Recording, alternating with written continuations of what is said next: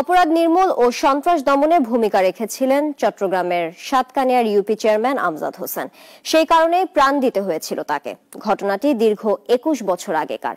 অবশেষে মামলাটিতে ১০ জনকে মৃত্যুদণ্ড ও ৫ জনকে যাবজ্জীবন দিয়েছে আদালত। চট্টগ্রাম থেকে আরো জানাচ্ছেন একে আজাদ। ঘটনাটি ১৯৯৯ সালের। চট্টগ্রামের সাতকানিয়া উপজেলার সোনাকানিয়া ইউনিয়ন পরিষদ চেয়ারম্যান আমজাদ হোসেনকে গুলি করে হত্যা করা হয়।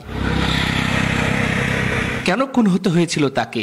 উত্তরটা হলো অপরাধ নির্মূল ও সন্ত্রাস দমনে ভূমিকা রেখেছিলেন আমজাদ চেয়ারম্যান। তার খেসারতই দিতে হয়েছে তাকে। খুনের ঘটনায় নিহতের স্ত্রী সৈয়দা রওশন আক্তার দায়ের করেন হত্যা মামলা। অবশেষে দীর্ঘ ২১ বছর পর এলো আলোচিত সেই হত্যা মামলার রায়। ১০ আসামির ফাঁসির আদেশ দিয়েছে চট্টগ্রামের বিভাগীয় দ্রুত বিচার ট্রাইব্যুনাল। ৫ জনকে দেওয়া হয়েছে যাবজ্জীবন। খালাস পেয়েছেন ৪ জন।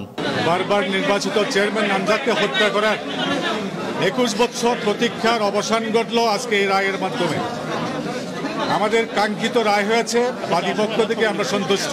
এদিকে ন্যায় বিচার না পাওয়ার দাবি করে উচ্চ আদালতের যাওয়ার কথা জানান আসামি পক্ষের আইনজীবী। বিজ্ঞ আদালত আজকের রায়ে যে মৃত্যুদণ্ড দিয়েছে সেটা সম্পূর্ণ বেআইনিভাবে দেওয়া হয়েছে।